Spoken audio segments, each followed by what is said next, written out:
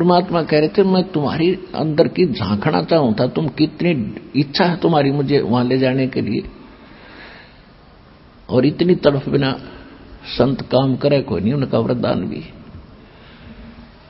फिर भीम बकवाद करे था उस समय जब आमंत्रित करने गया था, जब सुदर्शन जी ने ये कहा था कि तुमने जब तक भीम उछल उछल कर मार दिए वह सैनिक, अरे भोगो अपने ने, तो भीम क्या कह रहा था कि कोई नाच और गा का युद्ध नहीं जीता, एक का मारू था 20 मरे थे, ऐसी शक्ति है मेरे अंदर, बकवाद गढ़े था। परमात्मा उस समय जब वो आमंत्रित करने दोबारा गए श्री कृष्ण जी के साथ, तब परमेश्वर ने एक अपनी सुमरनी टांग रखी थी खूटी गए या माला जिसको समन करते हैं, और भीम से कहा कि पहलवान या मेरी सुमरनी दिए उतार कर चल, मैं चालूं तुम्हारे साथ में। भीम फट दे गया और उस खूटी पर तो वह माला उतारने लगा। इतना पहलवान था भीम, बताते हैं कि हाथी को पकड़कर इतनी तेजी से घुमा कर आसमान में फेंक देता था कि वो दिखना बंद हो जाता था, और उस समय उस पर वह माला ना उतरी और पसीना आ गया, नो देखा टेढ़ा टेढ़ा। परमात्मा बोले पहलवान छोड़ दे, आप पर उतरेगी, और न्यो करा था दत्ता ने, वो अपने आप उतर का हाथ में आ गई।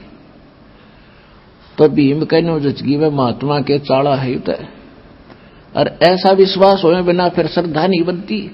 न्यो बिग्गी बिल्ली की तरह खड़ा होगा वो पहलवान, न्यो खड़ा वहां पर।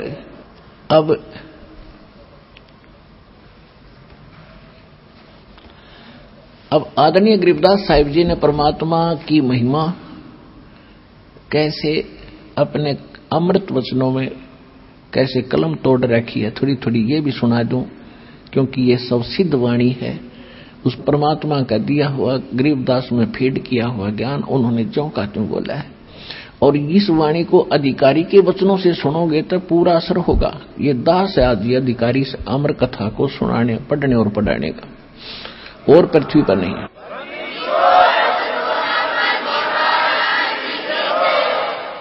जैसे औषधि होती है, औषधि ने काम करना शरीर में जाकर, और सिरिंज होती है वह नीडल और एक प्लास्टिक से की वह सिरिंज बोल रहे हैं जिसमें इंजेक्शन भरकर फिर बॉडी में लगाते हैं।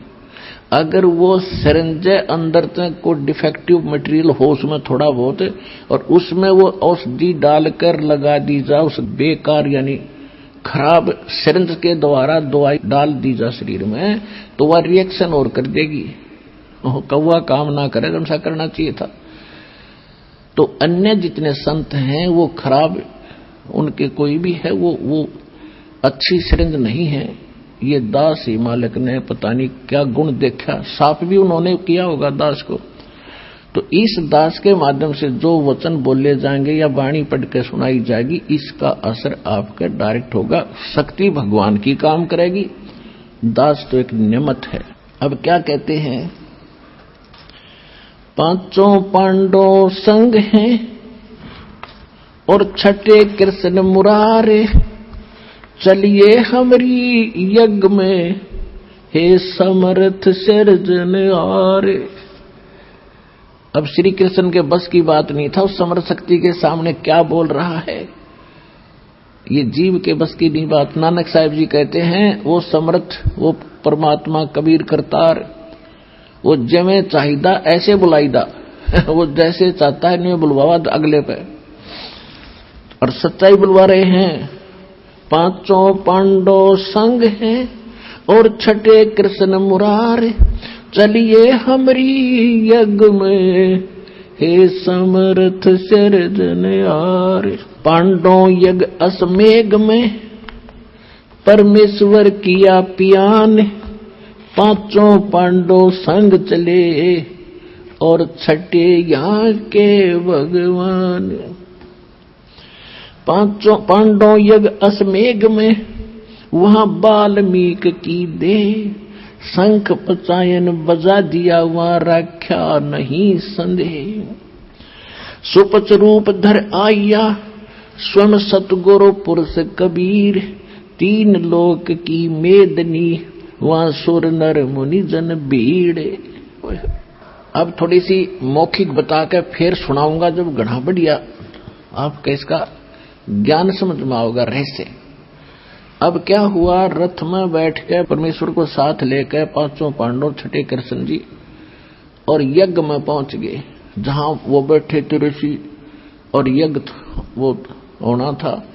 तो जो ही मंडप में परमात्मा ने प्रवेश किया, कबीर जी ने, उनकी कैसी वेशभूषा थी, बाल बढ़े हुए और मैले से कुचले से कपड़े, टूटे से जूते, धोती भी आधी सी बांध रखी, और जैसे ग्रामीण और गरीब निर्धन व्यक्ति बिल्कुल जैसे रहते हैं, ऐसी स्थिति में। और जब वो जा रहे हैं आगे आगे, पीछे पीछे कृष्ण जी सारे, तो सारे बैठे थे ना, वो जितने ऋषि मुनि महामंडलेश्वर ब्राह्मण सारे अपना कपड़ा मुंह पर धर के और अंदर अंदर हंसे, ये लाए हैं, इसने बजा होगा शंख, ये बजा होगा शंख इसने। अब श्री कृष्ण जी ने द्रौपदी से कहा कि बहन द्रौपदी, ये महात्मा आए हैं और भोजन बना दे बढ़िया सा, खाना खाओगे जब तुम्हारा यज्ञ संपूर्ण होगा।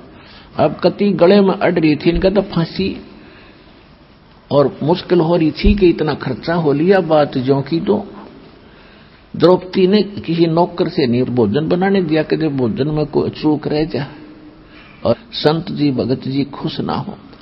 अपने हाथों रोटी बनाई, कचौड़ी पकौड़ी दही बड़े खीर हलवा गाजर पाक सारा बना के और सजा के वो थाल में न्यारी न्यारी कटोरियों में और सुदर्शन जी के आगे रख दिया कि महाराज जी भोजन पाओ। अब परमात्मा ने एक शिक्षा देनी थी। वो सुदर्शन जी जो थे वो इस बात के एक संयमी थे। वो क्या करते थे, वो केवल 5 ग्रास खाते थे, यानी 5 बार सारे दिन में जितना खाया गया 5 बार में, ऐसे 5 ग्रास में, बस उसके बाद वो अपना संयम रखते थे कि इससे ज्यादा नहीं खाना। उसी हिसाब से वो रोल उसी का कर रहे थे। पता था सबको कि 5 ग्रास करता था। परमात्मा फिर मीन में एक नहीं छोड़ दे। उन्होंने क्या किया, सभी खीर हलवा कचौरी पकौड़ी दही बड़े दाल सब्जी सारी थोड़ी थोड़ी सी लेकर और थाली में डाल ली, कटोरी बाहर धर दी और फिर उनको लगे मिलाने, ये दिखाने के लिए कि आज तैयो मन नारे नारे चटपटे भोजन करके तड़का फिर मांगेगा, फिर जीभ खराब होगी। वो इकट्ठे कर लिए। अब द्रौपदी ये सोच रही थी कि महाराज जी आज महात्मा को इसी ऐसा भोजन खिला दूंगी, खावेगा उंगली चाटेगा और पता नहीं कितनी जगह जाकर मेरे गुण गावेगा। द्रौपदी भोजन खाया तो द्रौपदी के हाथ का। और ये विशेषकर सभी बहनों का एक विशेष भाव होता है कि अतिथि घर पर आ जाते घना अच्छा भोजन बना कर कि कहीं ये जाकर कहीं न्यो ना कह देख ऐसे घर में गया था उस बहन ने रोटी भी ना बनानी आई। इसलिए उसका प्रत्येक संभव प्रयत्न रहता कि बढ़िया से बढ़िया भोजन नमक मिर्च सही बनाकर दूं। और फिर ये इंतजार करती है खाने वाला सरा होगा कि बेसरा होगा। अब उन्होंने तो कोई चांस ना दिया, उन्हें इकट्ठा कर लिया सारा। तो द्रौपदी ने घना दुख मान्या कि मैंने 2 घंटे तक फुड़वाई दुमे में और स्पेशल अपने हाथ भोजन बनाया और यू रहा शूद्र का शूद्र, इसने खान का बिना बेरा यू काहे का शंख बजाओगा। ये मन बड़ा दुष्ट है, 1 मिनट में पता नहीं के विकल्प संकल्प करके और भट्ठा बैठा दिया आत्मा का। अब परमात्मा तो अंतर्यामी थे, जान गए कि इसमें करड़ रह रही है थोड़ी सी, इसने भी ठीक करूं द्रौपदी ने। अब परमात्मा ने एक बार वो ग्रास खाया एक, और उस शंख ने आवाज करी और फिर बंद हो गया। ऐसे 5 बार में जितना थाली में डाला था 5 बार में चाट के खा गए और 5 ही बार शंख बज के बंद हो गया। अब युधिष्ठिर बड़ा खुश हुआ कि भगवान ओए होए, आप तो जानी जान हो, आपने कहां ढूंढा ये महापुरुष, हमारा तो बन गया काम। कृष्ण भगवान बोले काम ना बनायू। बोला जी कैसे? बोला कैसे, क्या कारण कि यो शंख बहुत देर तक अखंड बजना चाहिए था अब युधिष्ठिर तो पेट पकड़ कर बैठ गया कि भगवान अब कौन है और किसको बुलाओगे, कि और बुलाना बाकी कोई ना इस पृथ्वी पे। अपने घर में दोष है युधिष्ठिर, कोई त्रुटि है किसी भगत के, किसी सदस्य के, और वो तो पता था। श्री कृष्ण जी तो समझ गए थे कि द्रौपदी कुआं नाक सकोड़े है, कुआं मुंह मोड़े है, गड़बड़ करेगी। या उन्हें द्रौपदी बुलाई। श्री कृष्ण जी ने कहा कि बहन साची बताना, महात्मा जब खाना खाओ था तेरे मन में के विचार आए, जो शंख क्यों ना बजा, अखंड बजाना चाहिए था। तो मैंने साची बता दीजिए, मैं 2 घंटे तक धूम में मांग फुड़वाई और ऐसा बढ़िया भोजन बनाया था कि साधु खाओगा रंगली चाटेगा, और इसने सारा गुड़ गोबर कर दिया, मैं घड़ी दुखी होगी। श्री कृष्ण जी बोले कि तुम तो सारे ही विवेकहीन इकट्ठे हो रहे हो, तू के युधिष्ठिर घाट से आपने एहसान नहीं करा संत को भोजन खिला के, इसने एहसान करा तेरा टूक तोड़ के बावड़ी, तेरा पाप काटना आया था, तेने भोजन खिला के एहसान कर दिया। आपका फर्ज था पूरा किया, बहुत बढ़िया भोजन बनाया, आप अगले की मर्जी कैसे खावे, अरे इसमें दोष निकाल रही है, ये तो काम बिगाड़ दिया सारा तने, जिस कारण से शंख नहीं बचाई हो। और ये भी दिखा दिया कि और तो सब ने जीम लिया, श्री कृष्ण भी भोजन खा चुके थे, टस से मस नहीं हुआ था, और इसने 5 बार खाया 5 बार। ये भी दिखा दिया कि समर्थ है, कोई कच्चा काम नहीं है।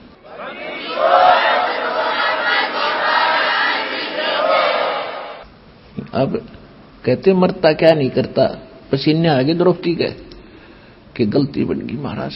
परमात्मा बोले माफी मांग, महापुरुष है, और इसके चरण धो के पीतन के बाल्मीकि दिखाई दे हरिजन सा, इसके एक बाल के बराबर 3 लोक नहीं है, इतनी समर्थ शक्ति है। श्री कृष्ण जी तो सामने दिखे थे, भक्ति युक्त परमात्मा थे खुद वे थे। अब मरता क्या नहीं करता, द्रौपदी लाई प्रांत उठाकर बढ़िया, और उसमें लोटा लाई पानी का भर के, महाराज जी चरण धोऊंगी, अग धोले बेटी, दोनों पैर धर दिए प्रांत में परमात्मा ने, और द्रौपदी ने पैर धोए, उल्टा घाल के लोटे मर पीण लगी, आधा पी लिया। जब श्री कृष्ण जी बोले कि बेबे बहन मुझे भी दे दे आधा, इसे महापुरुष का चरण अमृत कच मिल रहा है। धूल से भरे हुए चरण जो के नो दो के, और गट गट पी गए।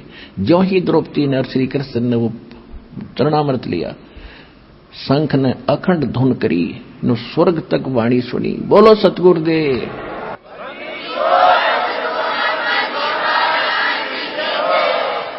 वो 3 ताप प्रेत बाधा भी उस परमेश्वर की कृपा से दूर हुई, उन श्री राम और कृष्ण इन पुजारी ऋषि महर्षि देवताओं के भोजन से तो वह भी दूर ना हुई। तुम कौन राम का जपते जापम, तात कटे न ये तीनों तापम। सतगुरु जो चावे सो करही, 14 कोट दूत जम डरही। ऊत भूत जम त्रास निवारे, चित्रगुप्त के कागज पाड़े। ये वो परमात्मा कबीर साहब है, आपके कर्म के लेख का नाश कर दे। ऊत भूत जम त्रासों, यम के दूतों की त्रास से भी आपको बचावेगा, और अंत में आपके भाग्य में जो दुर्भाग्य लिखा हुआ है, पाप लिखे हुए, उस कागज को पाड़ देगा। करम भरम ब्रह्मंड के मैं पल में करहूं नेश, जिन हमरी दुहाई दी सो करो हमारे पेश। अपनात्मा उस शंख ने इतनी गजब की आवाज की, स्वर्ग तक उसकी लहर गई, काफी देर तक सन्नाटा उठ गया, पूरी पृथ्वी मीठी मीठी आवाज से भर गई। और जितने भी पृथ्वी पे वृक्ष पौधे थे, फूल या फलों के, फलों से तो लदपद हो गए, और फूल ऐसे खिल गए जैसे बसंत में खिला करते हैं। पूरी पृथ्वी पर फलों से लदपद, और एक बहार आ गई उस परम पिता की कृपा से। अब आपको परमात्मा की वो वाणी सुनाते हैं, थोड़ी सी ईब गढ़ा आओगा आपने। 5 पांडव संग हैं, छठे कृष्ण मुरारे, चलिए हमारी यज्ञ में समर्थ सिरजनहारे। 5 पांडव यज्ञ अश्वमेघ में परमेश्वर किया पियान, पियान मान प्रस्थान, और पांचों पांडव संग चले और छठे यहाँ के भगवान।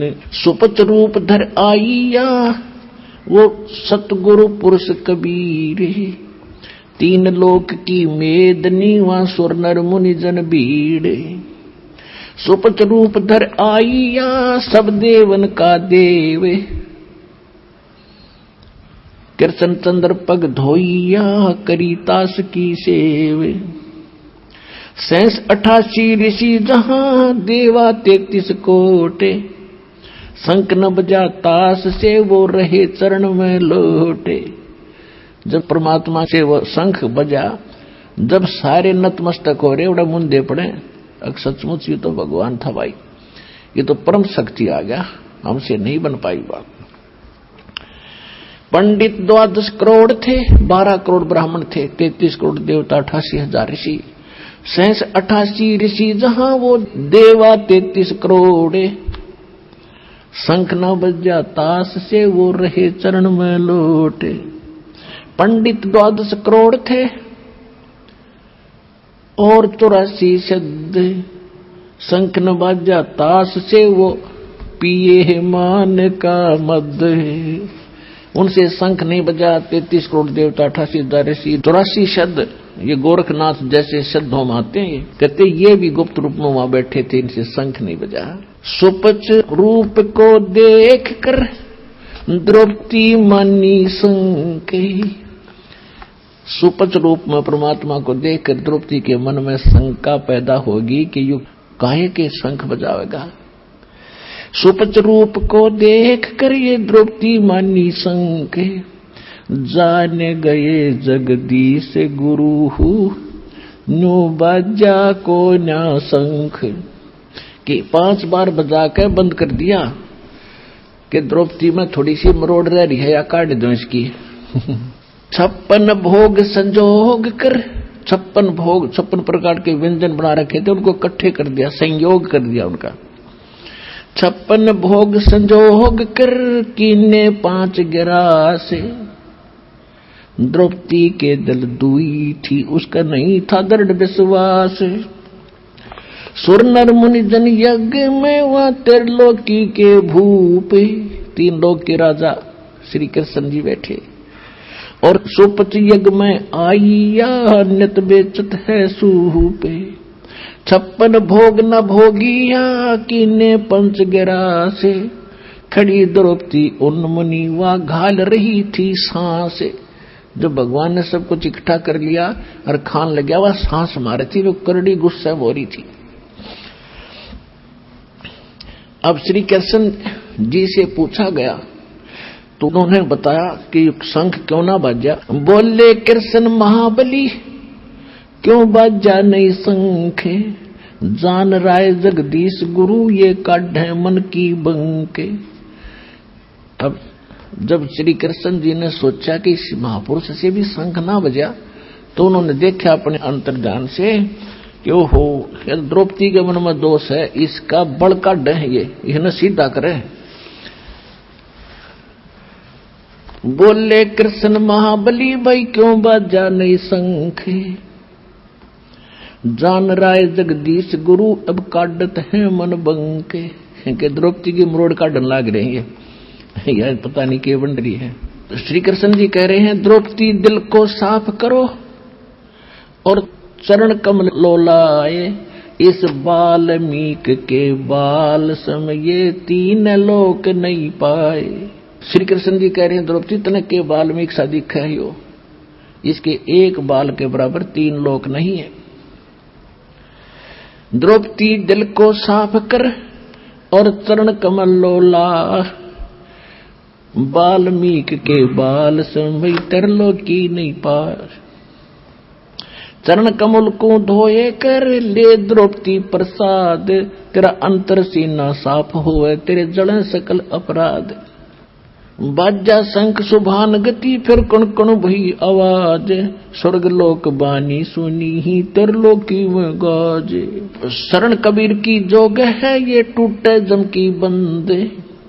बंदी छोड़ अनाथ है ये सतगुरु कृपा सिंध। पांडव यज्ञ अश्वमेघ में आए नजर निहाले, जमराजा की बंद में वहां खलहल पड़ा कमाल। ये वर्धमान ने साजे हैं ये जुगन जुगन जगदीश। गरीबदास जी बता रहे हैं कि ऐसे ऐसे चमत्कार ही करते हैं ये परमात्मा जगदीश युगों युगों। ये वर्धमान ने साजे ही ये जुगन जुगन जगदीश। 33 करोड़ छुटाई ही आज तोड़े थे भुज 20। रामचंद्र पर रावण नहीं मरा था और 17-18 दिन हो गए थे खुचम खुचा होते ने, जब परमात्मा ने जाके खुद अपने अदृश्य रूप में उसकी टिटवी दबी थी, वो तो बहाना गिरा था, तीर लग गया फलाना लग, तीर तो उस दिन के मरने लग रहा था उसको, वो लगन दे था उसका। अब क्या बताते हैं परमात्मा, पांडव यज्ञ अश्वमेघ में आए नजर निहाले, जमराजा की बंद में वहां खलहल पड़ा कमाल। भाई यज्ञ रची जब पांडव राजा, नौ नाथों नहीं शंख बाजा। कितनी प्यारी वाणी में कितनी महिमा गाई अपने भगवान की गरीबदास साहिब जी ने। यज्ञ रची जद पांडव राजा, नौ नाथों नहीं नादू बाजा। 84 रिद्धि सब मोहे, पूर्ण ब्रह्म ध्यान नहीं जो है। वो जितने भी ऋषि थे महर्षि थे उस पूर्ण परमात्मा की भक्ति नहीं करते थे, वो देवता वगैरह। 33 करोड़ यज्ञ के माही, सुर नर मुनि जन गिनती नहीं। 56 करोड़ जहां थे यादो, जिनसे नहीं वो बाजा नादू। नाद यानी शंख नहीं बाजा। कोटिक बक्ता वेद उचारी, नहीं बही जग संपूर्ण सारी। 60 दर्शन की गिनती नाही, अनाथ जीव जी में बहुमाही। सुरजन मुनि जन तपस्नासी, दंडी वृत्त बहुत उदासी। 5 पांडव और कृष्ण शरीरा, जिनसे यज्ञ वही नहीं थीरा। 5 पांडव वही थे, श्री कृष्ण जी ने भोजन खा लिया था, उनसे भी यज्ञ सफल नहीं हुई। एक वाल्मीकि नीचे कुल साधु, जिन शंख बचायन पूरा नादू। अब वहां परमात्मा अपनी महिमा की भूख नहीं रखते। अब उन्हें क्या पता यो के लीला थी। गरीबदास जी को तो सारा मालूम था, उनकी दृष्टि खोल रखी थी। तो उन्होंने बताया कि वो तुम जिसको एक वाल्मीकि समझ रहे थे और उसने शंख बजा दिया, उसका कारण क्या था कि वो पूर्ण परमात्मा के उस सत भक्ति कर रहा था। यानी हमें शिक्षा देना चाहते हैं कि ये कहा करते हो श्री कृष्ण का भगत था। अच्छा भगवान तो बाजी नहीं भगत कला तोड़ देगा, ऐसी अकल दे रखी जिसने। क्या बताते हैं, पंडित 12 कोट विपर से देव से, और खेवट विनाश जहाज कहो कौन खेव से।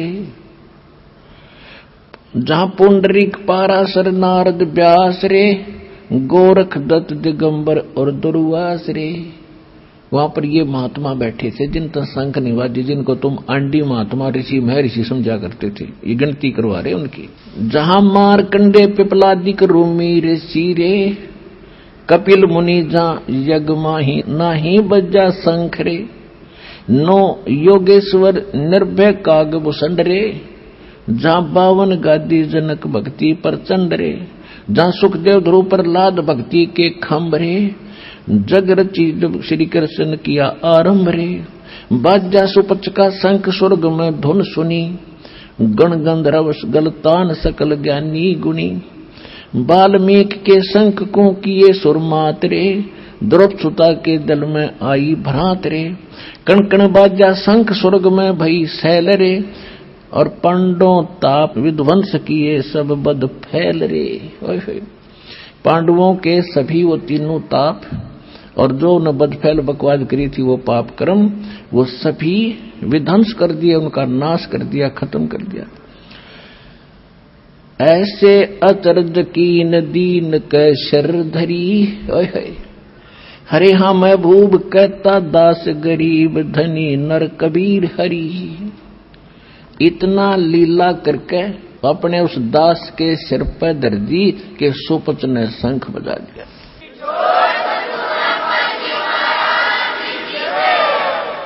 अपने आत्माओं ये वैसे तो बहुत लंबा प्रकरण और 10 मिनट और लगाऊंगा इसको, ताकि आज का सत्संग पूरा हो जाए। जैसे कई भक्त कहते हैं कि क्या ब्रह्मा विष्णु महेश यानी श्री कृष्ण विष्णु राम ये भगत के पाप नाश नहीं कर सकते? ये अपने नहीं कर सके और आगे कैसे पाप नाश कर देंगे? जैसे नारद जी ने श्राप दिया था विष्णु जी को, जब नारद जी विवाह कराना चाहा था और विष्णु जी से उसने अपना रूप मांगा था। अभी तो मेरा ऐसा है, चोटी राख रखी, पंडित जैसा मेरा वेशभूषा है, लड़की कैसे पसंद करेगी? एक राजा की लड़की का स्वयंवर था और उसके मीठे मीठे गीत सुनकर उस नारद का भी जी कर गया ब्याह करवाने। और पहले नाट्य था कि मैं शादी करवाऊं, मैं कोई ना, मन तो माया जीत ली। उसकी फड़क निकालने के लिए विष्णु जी ने एक लीला करी थी। अब उसने करड़ी तरफ बना ली, नारद जी ने ब्याह करवाऊं। तो उसने सोचा भाई इस सूरत इस वेशभूषा में तो मैंने कोई स्वीकार करेगी नहीं लड़की, तो भगवान गणेश सुंदर हैं, विष्णु जी उसका रूप मांगूंगा। इस करके एकांत में जाकर प्रणाम की। विष्णु जी पहुंच गए, बोल भगत के मांगे कि भगवान वचनबद्ध हो जाओ। हक हो गया भाई कि मन ने करवाना विवाह और मुझे आप अपना हरि रूप दे दो। संस्कृत में हरि बंदर ने भी कहे हैं बंदर को, विष्णु जी ने उसका बंदर का मुंह ला दिया, तथास्तु। अब नारद जी ने सोचा तो सबसे हैंडसम हो गया ये, और वहां आकर बैठ गया जहां लड़की ने अपना पति चुनना था। राजा लोग बैठे कुर्सियों पर, बीच में बैठ गया डट कर। लड़की वरमाला लेकर चली, नारद जी को पास कर गई। वह नारद जी ने सोचा क्या कैसे गड़बड़ रह गया भाई, ना ध्यान ना पड़ा, मैं दिखा को नहीं। वहां से उठकर लड़की दरा रही थी, दूसरी साइड में फिर जा बैठा खाली कुर्सी पे और यूं कर दिए मुंह नाड़ बार। वह लड़की 5 कदम पीछे से होकर दूर के निकल गई। तो वो कुछ नाराज सा होता दिखा। एक पड़ोस साथ में बैठा था एक राजा, वो बोला, कहने लगा भाई भगत सुन ले, तेरे तो हमने डर लागन हो रहा है, तो अपनी शकल देख। वह पानी था तसले में, देख इसमें झांक गए। वो देखा, उसने बांदर का मुंह लग रहा है उसे। वो जान गया कि इसने जानबूझ कर बकवाद करी है। उधर से क्या हुआ, श्री विष्णु जी आ बैठे कुर्सी पे, उस लड़की ने उस विष्णु जी का वरमाला गाल दी। तो नारद जी हो गए तो आग बबूला, अब ये तो इतनी नहीं भक्ति करा करते, तेरा नाश कर दूंगा, दयो तेरा नाश हो। विष्णु जी को श्राप दे दिया। ये नए उलझ पुलझ कर मर गए, इनको भक्ति तो प्राप्त हुई नहीं, बकवाद इकट्ठी कर लेते, फिर एक दूसरे पर छोड़कर पाप का भागी बन जाते। अपना नाश करा भक्ति का और विष्णु जी को श्राप दे दिया। एक जीवन सारा तू, जैसे मैं अपनी औरत के लिए तड़फ रहा हूं, तू सारा जीवन अपनी पत्नी के योग में बितावेगा, ऐसे ऐसे वो दे दिया श्राप। अब वो श्राप 3 ताप के अंतर्गत आता है। अब उस ताप का नाश श्री विष्णु नहीं कर सके, श्री राम रूप में वो राजा दशरथ का पैदा हुए और सारा जीवन अपनी पत्नी के वियोग में बिताकर आखिर में आपको पता ही है सरयू नदी में वो समाधि ले गए, जिंदे उसमें डूब गए। और उधर से उन्होंने उस समय जब सुग्रीव के भाई थे बाली को मारा था, एक वृक्ष की ओट लेकर धोखा देकर। तब बाली ने कहा था कि आप वेदों के ज्ञाता होकर के ऐसी गलती कर गए, आप सामने आते से पहलवान थे, मेरे सामने लड़ते, ये धर्म नहीं अक्षत्री का, आपने अक्षत्री का धर्म डुबो दिया, आपको ये पाप लगेगा, ये फल देना पड़ेगा। कब देगा ये मेरा फल? श्री राम ने कहा कि द्वापर युग में तेरा बदला दूंगा। कहते हैं बदला कहीं ना जात है ये 3 लोक के मां, और सतगुरु मिले कबीर से तो सब पाप कट जा।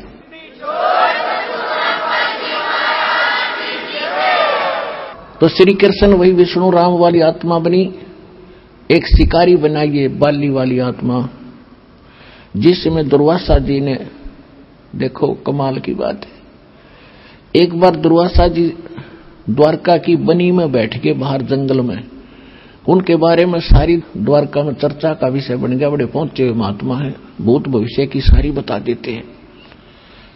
और उधर से यादव थे, जो यादव थे वो श्री कृष्ण जी को एक सर्वशक्तिमान मान के, क्योंकि उन्होंने गणे ये जरा सिंह शिशुपाल जैसे कई का बकल तार दिया था, इस करके वो हीरो पा के थे श्री कृष्ण जी। तो यादव इस कारण से अपने आप को एक निर्भय और ये मान चुके थे कि तुम्हारा कोई कुछ नहीं बिगाड़ सकता, तुम्हारे साथ श्री कृष्ण है, तुम्हारा दादा परदादा से भी वो मान रहे थे, और राजा और भगवान। तो उन्होंने इस प्रद्युम्न है, श्री कृष्ण का लड़का था प्रद्युम्न के साथ 5-7 बच्चों ने एक स्कीम बनाई कि दुर्वासा ऋषि की परीक्षा लेंगे, जो कैसी भूत भविष्य जानता है। तो उन्होंने प्रद्युम्न को एक लड़की का सांग बना लिया, गर्भवती का, पेट पे कढ़ाई बांध ली छोटी सी, जो छोंक छांक लान की आकर रसोइयों में, और ऊपर के उसके लोगड़ कपड़े बांध कर और लेडीज वाले कपड़े परा दिए। एक उसका नकली पति बना लिया, ऋषि के पास गए, दुर्वासा के पास। दुर्वासा जी से कहा कि महाराज, हमने सुना आप भूत भविष्य की सारी जानते हो और वर्तमान की, ये इसकी पत्नी है, ये इसका पति है, इनको बहुत दिनों के विवाह के उपरांत आज आस हुई है, ये उतावले हो रहे हैं ये जानने के लिए कि इनका लड़का होगा क्या लड़की, आप बताइएगा। दुर्वासा ने देखी दूरबीन ला के, हम देखे तो बकवाद करना रहे हैं। कहने लगे बताओ क्या होगा। कहा जी कि यादव कुल का नाश होगा इस गर्भ से जो तुम बना के आए हो, और ठाया चमटा तुम बकवास करने आ गए, तुमने ये हर वो बालक बच्चे भाग लिए वहां से, बात बिगड़ गई। इस बात का पता चला नगर के मौजूद व्यक्तियों को कि दुर्वासा जी ने श्राप दे दिया, और वो तो भाई तोब का गोला उसका वसंत है, या तो बात बिगड़ गई। चिंतित हो गए, श्री कृष्ण जी के पास गए, श्री कृष्ण जी से सारी कहानी बताई। बच्चों ने गलती करती, दुर्वासा ने श्राप दे दिया, भगवान आप तो जानी जान हो, आप तो सब कुछ कर सकते हो, आप समाधान बताओ। श्री कृष्ण जी ने कहा कि एक बार तुम दुर्वासा जी के पास जाओ, उसी से क्षमा याचना करो, उन बच्चों को साथ ले जाओ। उन बच्चों को साथ ले गए, दुर्वासा जी से प्रार्थना की, महाराज बालक से गलती होगी, नहीं अब मैंने जो कह दिया मेरे बस का, इसको वापस करना है, आप जाइए, अपने बच्चों को समझा कर रखा करो, साधु संतों से बकवाद नहीं अच्छी होती। फिर चिंतित हो गए, गांव में भोजन नहीं बना उस दिन, सारी नगरी में अगर नाश हो गया था। श्री कृष्ण जी ने देखा है तो घणे चिंतित हो गए, तो क्या समाधान बताया कि अभी क्यों चिंता करते हो, आ जाओ, इकट्ठे कर लिए, और कहा कि किससे हमारा नाश होगा, जो गर्भ बनाया था कढ़ाया लोहे का, और ये कपड़े जो पैर रखे थे ऊपर गए, हाँ जी, इन कपड़ों ने तो आग लगा दो, और इस कढ़ाई को, लोहे की कढ़ाई को घिसा घिसा कर और चूरा बना कर जमुना में डाल दो, ना रहेगा बांस ना बजेगी बांसुरी। बड़े खुश हुए सारे, वाह अच्छी वाह कमाल कर दिया। अब वो कढ़ाया घिसा घिसा कर पत्थर पर चूरा बनाकर जमुना में डाल दिया, और फिर क्या हुआ, एक कड़ा जो बराबर में कड़ा होता है पकड़ने का, एक तो पूरा घिसा के सूझ गया, उन्हें तोड़ फोड़ कर, एक किसी आलसी का हाथ लग गया, उसने घिसा के थोड़ा बहुत ही दूर से फेंक दिया नौका, वो एक मछली ने खा लिया, खाद्य पदार्थ समझ कर। उधर से क्या हुआ, वो मछली पकड़ ली उस मछियारे, उस पारधी ने, शिकारी ने, जो बाली वाली आत्मा थी, वहां भी बालिया धीमर बन रहा था, मछली पकड़ लिया और शिकार भी करते थे। पहले ये मांस मच्छी खाते थे ये लोग। उसने जब मछली काटी, उसमें वो तेज सुंदर धातु दिखी, उसने पहले तो सुनार को दिखाई, सुनार बोला भाई चांदी नहीं है, फिर लोहार के पास ले गया, लोहार बोला इस्पात है गजब का, क्या बनवाना चाहता है। अब वो थोड़ा था, उसने बोला तू मेरे इस तीर का एरो बना दे आगे का, ये बाण का जो है इसका जो आगे का तीर बना दे लोहे का। उसने विषाक्त करके, क्योंकि शिकारी था, कि विषाक्त करके बना दिया, जहर में बुझा के, और बना के उसको दे दिया। उधर से क्या हुआ कि फिर कुछ दिनों के बाद दुर्वासा जी का वो वचन फला, आपस में सारे यादव छोटी सी बात पे लड़े, लठ मारे, कत्लेआम करने लगे, रोज की 2-2 4-4 मौत लड़ाई में होने लगी, या वैसे मर जावे। तो सब फिर चिंतित हुए। चिंतित होते हैं तो समाधान गुरु जी से पूछते हैं। श्री कृष्ण उनके गुरु भी जी थे, गुरु थे धार्मिक। श्री कृष्ण जी के पास फिर सारे मोजिज लोग से इकट्ठे हुए। कहा भगवान नगरी में पता नहीं कौन सा पाप सेध गया, और हाहाकार माच रही है, बड़े छोटे की लाज रही ना, कोई समझावे उसके सिर पावे, पता नहीं कौन सा पाप आग गड़ गया। श्री कृष्ण जी ने कहा कि दुर्वासा का श्राप अब फल रहा है। अब देख लो पुण्यात्मा, ये विचार करिए ये किसे, जब श्री कृष्ण की ये स्थिति है तो इसके पुजारी किसा समाधान बताते होंगे और उसे क्या लाभ होता होगा। एक बार तो कह दिया किसी ने घिसा घिसू कर डाल दो, ना रहेगा बांस ना बजेगी बांसुरी, हो गए निश्चिंत। और अब कह रहे हैं कि वो श्राप फल रहा तुम्हारे ऊपर दुर्वासा का, अब उसका असर शुरू हो गया तुम्हारे पर। अब फिर हाथ जोड़ के खड़े हो गए, बोले बाले होते हैं श्रद्धालु तो, कि भगवान कोई समाधान बताओ कि ऐसा करो तुम सारे के सारे यादव नर मनुष्य और चाहे आज का नवजात शिशु भी क्यों ना हो, आज का जन्मा हुआ उसको भी नर हो, उसको लेकर उस प्रभास क्षेत्र में चले जाओ जहां तुमने कड़ा घसा कर चूरा जमुना में डाला था। अब देखो जो चूरा डाला था कढ़ाई का वो बन गया घास तेज पत्तों का, ईंख की तरह, और तेज पत्ते में से तलवार कैसे हो गए।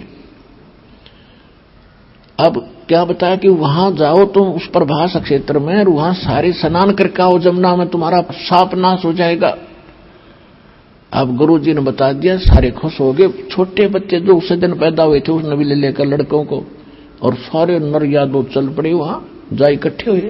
पहले तो जाते नहावे स्नान करें और फिर बाहर आते लट्ठम लट्ठा, आंख बड़े थी पहले से ही, वो घास निकाल कर मारे, वो तलवार का काम करे, कत्लेआम मच गया।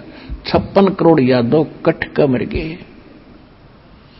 अब बच गए श्री कृष्ण। श्री कृष्ण द्वारका छोड़कर जंगल में जा लौटे, एक वृक्ष के नीचे घुटने पर पैर रख ऐसे लेटे हुए थे, तलवार सामने था।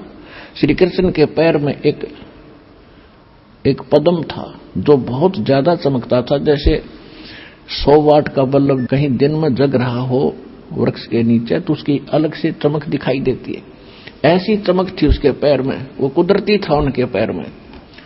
श्री कृष्ण जी एक वृक्ष के नीचे लेटा हुआ था, वृक्ष की झुरमुट नीचे टिकी हुई थी जमीन पर, और वो शिकारी जिसने वो कढ़ाई का एक कड़ा वो तीर बनवाया था उस दिन उस सन ले रहा। ये तो विधि विधान होता है। अब उसने सारा दिन कोई शिकार मिला नहीं, उसने सोचा इस वृक्ष के नीचे रेस्ट करता हूं, फिर देखूंगा आगे चलकर। वृक्ष के निकट आया तो उसने देखा कोई वस्तु चमक रही है। उस वृक्ष की उस शाखाओं के अंदर से, झुरमुट के अंदर से दिखा तो उसने क्या आइडिया लाया कि ये मृग की आंख है, हिरण की, और मैं इधर उधर से जाऊंगा, यू भाग जाएगा, तेरे हाथ में लकड़ेगा। निशाना साध गया, उसमें ठोक दिया तीर और जहर से बुझा हुआ। श्री कृष्ण जी के तालवे में लग गया। श्री कृष्ण जी चिल्लाए, मर गया रे। अब उसने सोचा शिकारी ने कोई मानस मर गया तो जुल्म हो गया तेरे से। वो भाग कर आया जल्दी से, क्या देखा कि मुकुट समेत ये तो राजा मर गए। अब तेरा क्या होगा, रो और बुरा हाल कर दिया। हे महाराज मेरे से गलती बन गई है महाराज, मैं जानकर नहीं मारा, मैंने तो ऐसे ऐसे आपके पैर में चमक देखी, ये सोचा ये मृग है, मृग जानकर मारा दाता, आप तो समर्थ हैं, कुछ भी सजा दो। तब श्री कृष्ण जी बोले, अब काल के हाथ में बुद्धि वह कर दिया उन इसकी कि भाई तने अनजाने में नहीं मारा, ये तेरा और मेरा कोई बदला था पिछले जन्म का, आज मैं चुका दिया तेरा। तो उसने कहा, शिकारी ने, वो बालिया नाम था उस समय भी उसका, उस बालिया झीमर ने कहा कि भगवान आपका और मेरा के बदला हो सके कि त्रेता युग में आप सुग्रीव के भाई बाली थे और मैं रामचंद्र था भाई, उसमें मैंने भी ऐसे धोखे से तुझे मारा था, आज तूने वो बदला ले लिया। और एक काम करे, वहां कोई नहीं रह रहा, उसमें नगरी में कोई नहीं बचा है, किसी के माध्यम से मेरा संदेशा भिजवा दे पांडवों तक, वो आ जाए एक बार संभालने, इन लड़कियों औरतों को ले जाए यहां से। अब उसने जैसे तैसे संदेशा भिजवाया या स्वयं गया तो सारे 5 पांडव आ गए। जब श्री कृष्ण जी अंतिम सांस गिने थे, उन सभी पांडवों से शिक्षा देने लगे कि हमारा तो अंत आ लिया, अब मैं जा रहा हूं और कोई नर यादव बचा नहीं है, जितने भी औरतें लेडीज हैं इन सब को तुम वहां ले जाओ, यहाँ के भील भ्याल लोग इन्हें तंग करेंगे, इनकी बेइज्जती करेंगे, तुम इनको वहां ले जाओ, इनको सुरक्षित रखना। तो उन्होंने कहा महाराज ठीक है।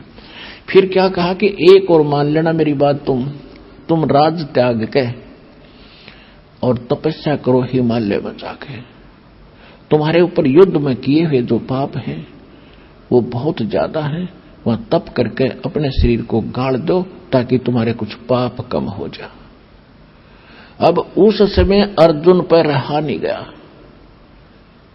अर्जुन बोला भगवान वैसे तो आज आप ऐसी स्थिति में हैं कि मुझे कोई प्रश्न करना नहीं चाहिए, बहुत बड़ा कहर टूट रहा है आपके ऊपर, लेकिन यदि मैं इस शंका का समाधान नहीं चाहूंगा तो मैं मर भी नहीं सकूंगा, ढंग से जी भी नहीं सकूंगा।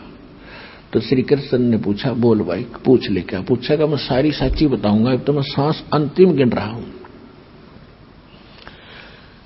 अर्जुन ने कहा भगवान जब युद्ध महाभारत का युद्ध होने जा रहा था, मैं नाटू था, आप हंगा कर रहे थे, आप जोर जबरदस्ती करके युद्ध करवा रहे थे, आपने यहां तक कहा था कि अर्जुन तू युद्ध कर ले, तुम पर पाप नहीं लगेंगे। जब भाई युधिष्ठिर को बुरे बुरे स्वप्न आने लगे और आपके पास आए, आपने कहा तुमने जो पाप करे थे ना युद्ध में, बंदूकघात करी थी, वो पाप दुखी कर रहा है।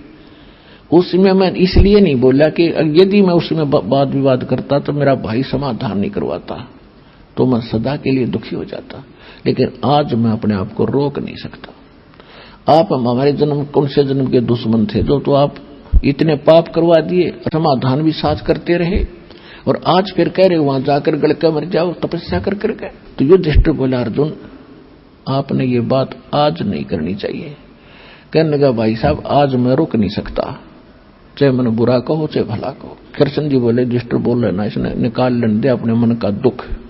तब उन्होंने बताया भाई मुझे ना तो स्वयं पता उस गीता में मैंने क्या कहा था, लेकिन जितना मैं धातु मार्ग जानू था मैंने तेरे को बता दिया कि वो जो पहले वाला पाप था वो यज्ञ से कटा है, और वो भी सोपत सुदर्शन से आम से वो भी नहीं कटा। और भाई ये पाप तुम्हारे पर ज्यों के दो धरे हैं और भी। अब जाके आप वहां हिमालय में अपना ये अंतिम समय तक वहां तपस्या करके गल मरो, ये मेरा वचन है, मानो चाहे मत मानो, जो होना था वो हो गया। अब उधर से क्या हुआ, श्री कृष्ण जी शरीर छोड़ गया, अंतिम संस्कार करके सारे उनका फूक फाक के सारे ने अल्ले के उन औरतों को चल पड़ा। वो तो सारे पहले चले गए, चार तो पांचवा इकला छोड़ दिया। सूरवीर अर्जुन के सभी गोपियों को साथ लेकर आ रहा था, वही रथों के साथ था, गांडीव धनुष था जिसके साथ उसने युद्ध किया था महाभारत का। रास्ते में भील लोगों ने रोक लिया, अर्जुन को पीटा, सारी गोपियों के हार हूर तोड़ दिए, वहां की जो जितनी भी औरतें थी, और कुछ एक को अपने साथ घसीट कर ले गए। और अर्जुन खड़ा खड़ा कांपे, धनुष ठावे और उठे नहीं, वो धनुष उठे नहीं उस दिन। जब वो सारा हो हालिया, जब रोए अपने कर्मा ने, नो कहा यु कृष्ण छलिया था, इसने सदा धोखा दिया। जब मेरे से नाश करवाना था महाभारत के युद्ध में, तब तो मैं ये इतना योद्धा बना दिया, एक तीर मारूं था 20 में के निकले था, और आज वही अर्जुन और वही धनुष आज मेरे से उठता भी नहीं। तो यहां परमात्मा कहते हैं तुम असली जड़ को नहीं पकड़ पाए। श्री कृष्ण नहीं था, छलिया तो यू काल है जो श्री कृष्ण में प्रवेश करके गीता ज्ञान देकर महाभारत का युद्ध यू नाश करवा दिया। और इसका समाधान कबीर परमेश्वर के पास है, इस दास के पास है। ना तीन ताप रहेंगे,